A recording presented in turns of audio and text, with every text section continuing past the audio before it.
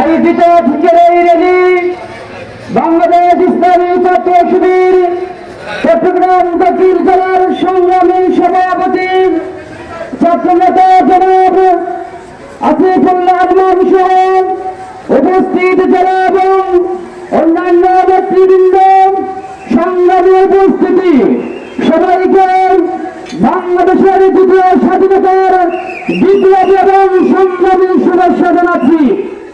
সংগ্রামী ছাত্র জনতা নিশ্চয় অবগত আছেন 2024 সালের গণ আন্দোলনের মধ্য দিয়ে এদেশের পর যে দেশে এক ফ্যাসিস্ট আওয়ামী সরকারকে পালিয়ে যেতে বাধ্য করেছিলাম না।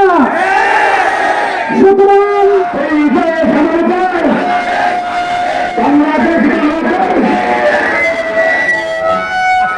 ভয়ঙ্কর পরিণতি আপনাদের বরণ করতে হবে।